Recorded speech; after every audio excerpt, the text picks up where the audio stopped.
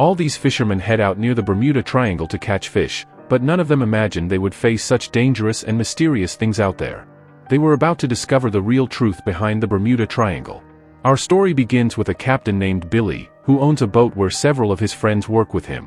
Many other boats just like Billy's operate from that harbor, going far into the sea to catch fish, which means the competition in that area is extremely high. In the beginning, Billy and his entire crew made great profits. They caught large amounts of fish and sold them easily. But as the competition grew, the number of fish decreased.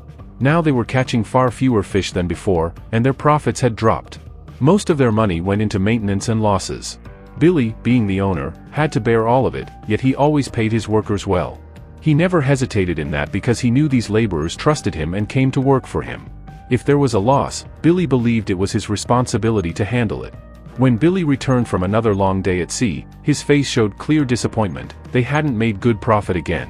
One of his longtime crew members came to him and said he couldn't continue working for him anymore because another captain had offered him a much higher salary. He also knew Billy's ship wasn't earning enough profit. Billy couldn't stop him, and the man walked away. This made Billy even more stressed, so he went straight to his friend Mike and asked if he was also planning to leave. Mike's answer was clear: if they stayed together in profit, they would stick together in loss too. He and the rest of the crew weren't going anywhere. This gave Billy a bit of motivation to work harder. Later, Billy arrived at a nightclub where all his crew members were enjoying with their families. Billy had no family. He had never married, so he considered every person on his crew as his family. He called everyone together and shared something important. He told them that even though they weren't making much profit right now, he had a plan that could make all of them very rich.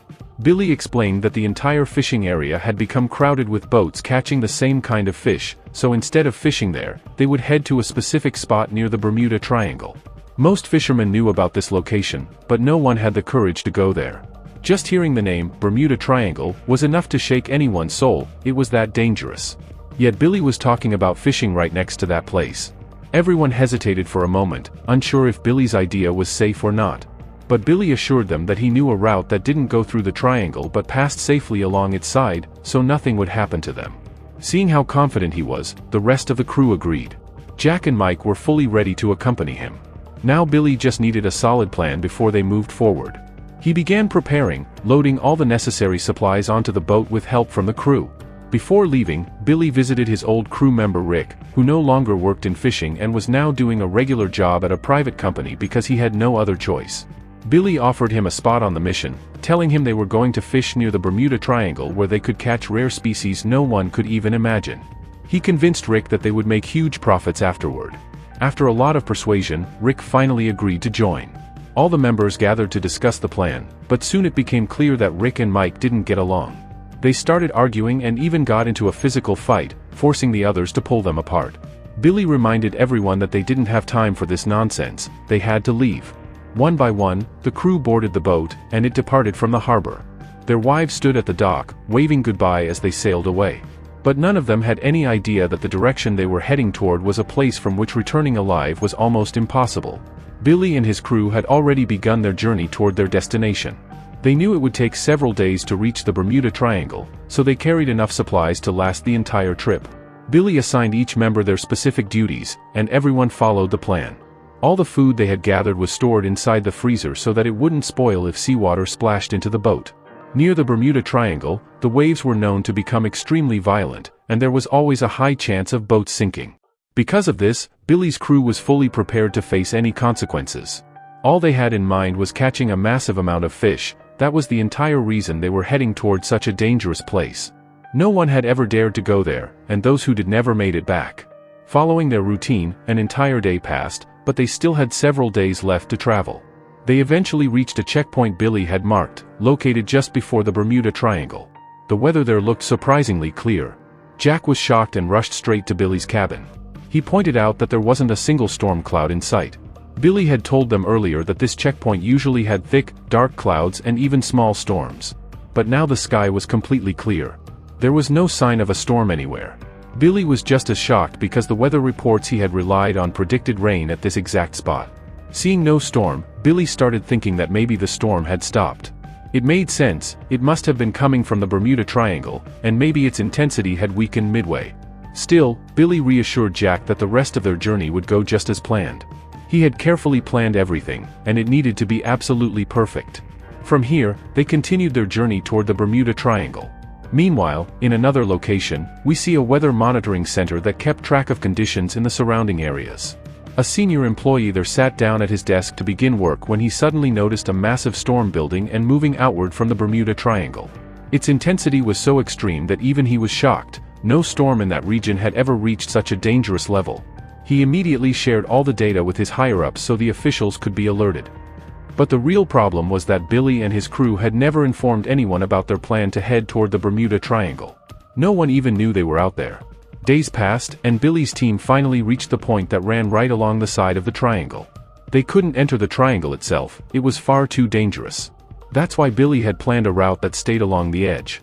After analyzing everything, Billy finally gave the green light to cast their nets. They could fish here and hopefully catch a huge amount. As soon as Billy gave permission, every member threw in their nets and, after a lot of effort, successfully set them in place. Now all they could do was wait for the fish to get trapped. Everyone hoped for rare species and big catches, that's what would bring real profit. After hours of work, night had fallen, so Billy told everyone to get some rest. Jack, Henry, Mike, Rick, everyone went to sleep. The boat's autopilot mode activated, meaning no one needed to be in the control room. All night, the crew slept peacefully, regaining their strength. By morning, everyone gathered eagerly to check what had been caught in the nets. Anxiously, they began pulling them up, but at first, the nets seemed completely empty. Every crew member was disappointed. There should have been plenty of fish in this area, so why weren't the nets catching anything? Thankfully, a few of the nets finally began to fill with large fish. The crew rushed to pull them up as quickly as possible because this was their only chance at making a profit. They loaded the fish into the freezers, but the catch was still too small. Many freezers remained empty, and even the ones that had fish were far from full. All the nets had been pulled in, and this was the only result they got. Everyone was frustrated. Even while eating, their faces showed disappointment, and some crew members began doubting Captain Billy's judgment, thinking his predictions had been wrong this time. While working, Mike and Rick got into yet another argument and even started fighting. The others separated them, but Billy had reached his limit. He warned both of them that if they kept fighting, they wouldn't get paid and they wouldn't be allowed back on the boat. The two backed off and returned to their tasks. The crew had no choice but to keep casting their nets over and over again, hoping something rare would get caught. If nothing unique turned up, the trip would be a complete failure, and all the money spent on this journey would be wasted. Still, Billy and his team worked relentlessly out of sheer determination. Billy had also warned them that a major storm would hit in a few days. Slowly, it started raining, proving him right. But they couldn't afford to waste time, even in heavy rain. They continued setting their nets. Suddenly, something huge got trapped in one of them. Everyone grabbed the net and pulled with all their strength. After a long struggle, the creature finally surfaced, and it was a massive, dangerous shark. The shark thrashed violently on the deck, trying to bite anyone who came near. Everyone jumped back and tried to kill it from a safe distance, but unfortunately, Jack was standing right in front of it. Jack tried his best to push the shark away and used his leg to kick it, but that turned out to be his biggest mistake. His leg slipped straight into the shark's mouth, and its sharp teeth clamped down on him. When Billy saw this, he rushed inside, grabbed a shotgun, and came back out as fast as he could. A few more seconds and Jack might have lost his entire leg. Billy fired the shotgun and killed the shark before it could bite down again. Thankfully, when Jack pulled his leg free, the injury wasn't as bad as it could have been. Otherwise, the infection alone might have forced them to amputate it. They decided to keep the dead shark on board, at least so they'd have something valuable to show. Still, compared to what they expected, they had caught very few fish, even after coming all the way to this risky spot. Their disappointment just wouldn't end. The crew gathered together and discussed the possibility that coming here might have been a big mistake. Even Billy wasn't completely sure anymore whether they'd find the fish they were hoping for. No matter how hard they tried, their nets weren't giving them much. Meanwhile, above the Bermuda Triangle, a massive warplane filled with soldiers was struggling through an intense storm. As it passed directly over the triangle, the strange force of the place hit them, the plane's radar failed, electronics shut down, and the engines died. With no control left, the aircraft crashed straight into the triangle and vanished without a trace. Billy and his team had no idea any of this had happened since they were still traveling along the edge of the Bermuda Triangle, where the storm hadn't fully reached yet. They continued setting nets and catching whatever they could. A few days later, Jack's leg had healed, and after talking with the others, he went to the control room to speak with Billy. Jack told him clearly that many of the crew members no longer trusted him. They believed Billy didn't actually know what he was doing.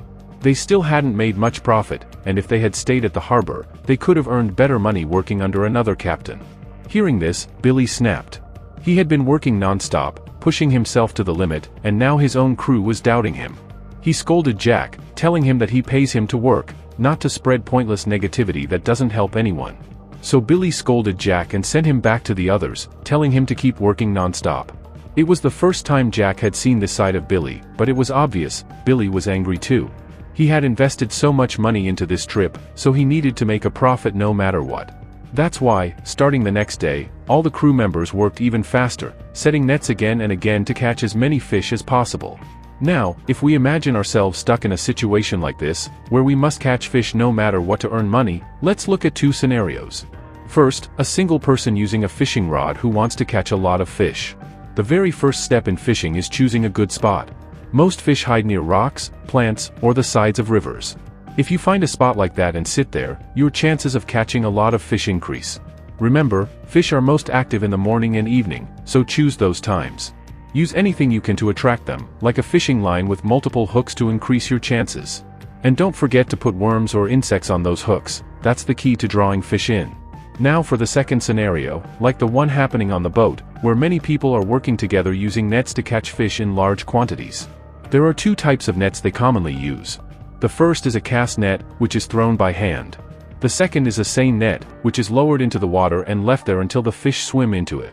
In the open ocean, the best trick is to watch the birds. From above, birds can see where schools of fish are moving. If they're diving into one area, that's your spot. Drop your nets there. In this scenario, teamwork is extremely important. Once you've identified where the fish are, set the net and use flashers or signals from your boat to guide and trap the fish into one concentrated area. This way, the fish can't escape and eventually get trapped in the net, allowing the crew to catch a huge amount at once. These methods are basically a summary of how many people each technique requires and which method offers the highest chances of catching large quantities of fish. Many fishermen have used these same techniques to earn their living. But even after following all this, it didn't look like Billy's team had gained any extra advantage. Jack and the others were trying their absolute best to catch fish, but now the waves were starting to get much stronger.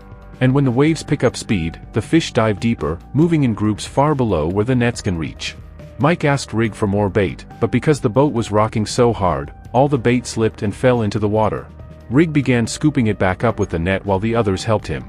Mike, meanwhile, was controlling where each net needed to go. Suddenly, one of the hooks swung straight into his hand. Mike screamed in pain, but the noise of the ocean and the boat was so loud that no one heard him. Since the hook went underwater, it pulled Mike along with it, dragging him deeper and deeper. No one had even noticed that Mike was missing, except his rival, Rick. As soon as Rick realized Mike wasn't there, he shouted for help. Immediately, Rick and Jack jumped into the water to save him.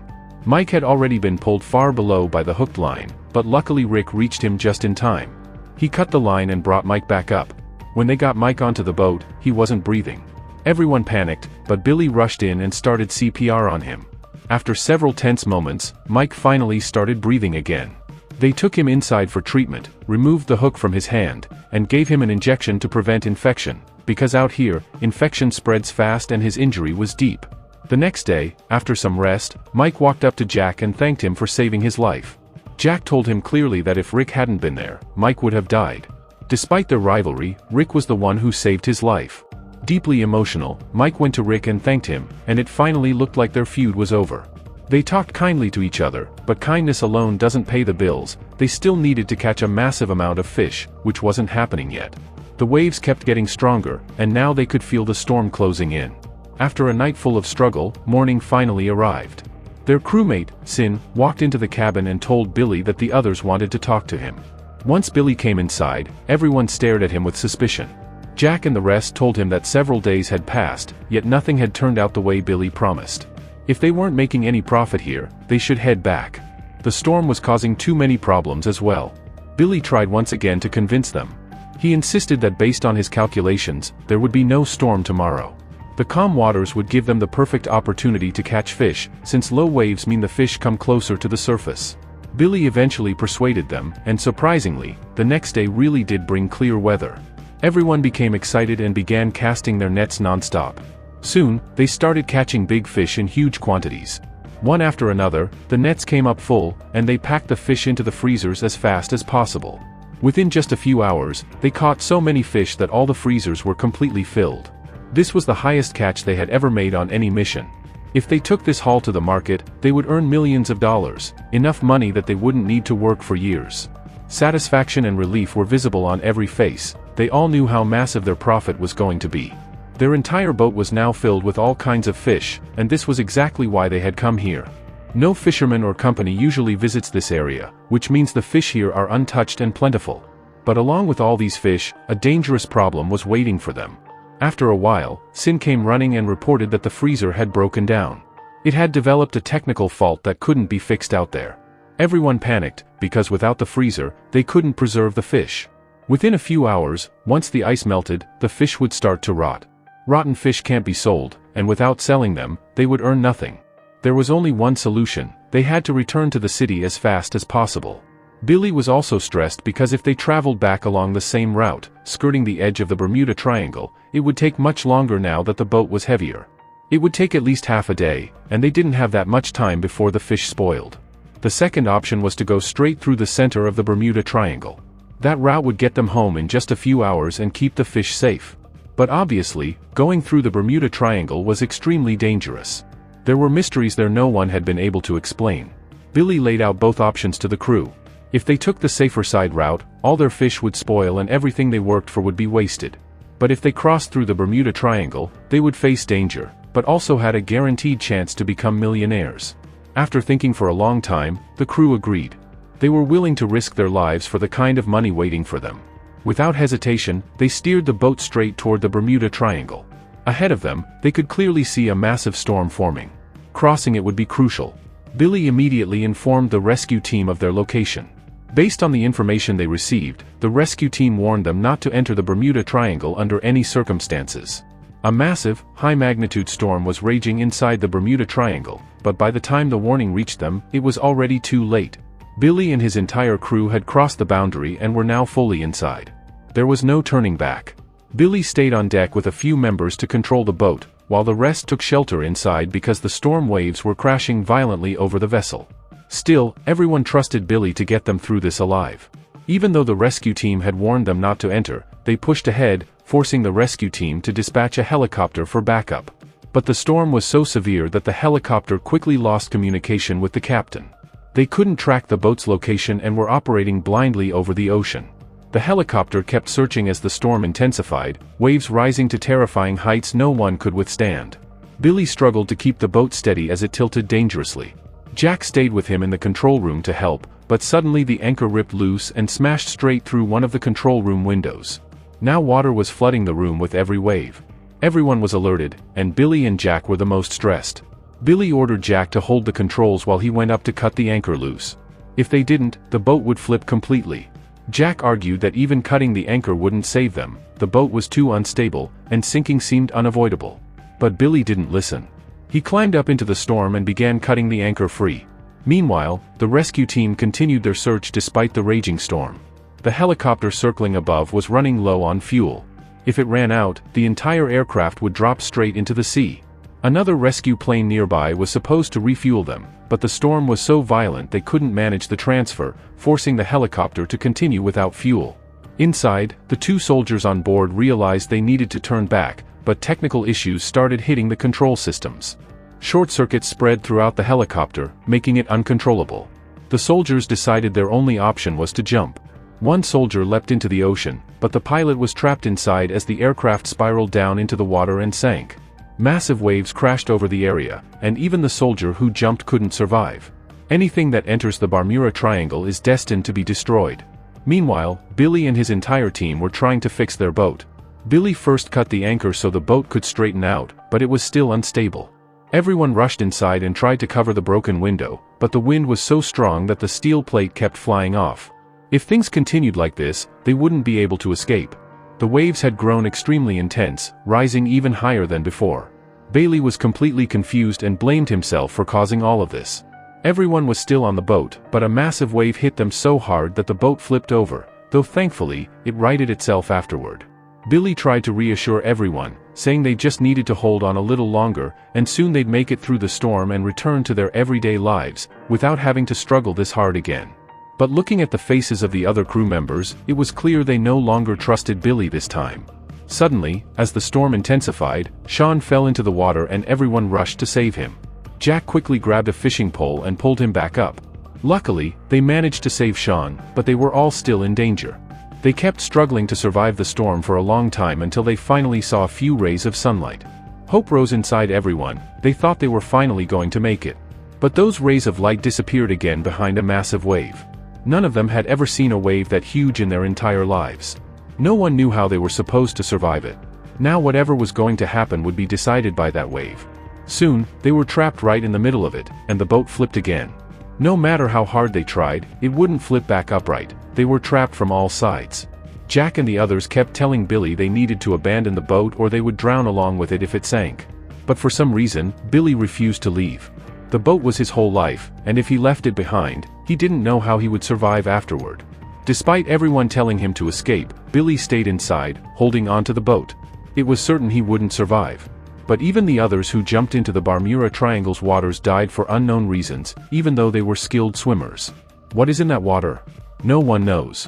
Anyone who ever entered it never returned. Billy's entire crew perished there, and the boat sank too. In their obsession with earning more, they lost their lives instead. And with that, our story comes to an end.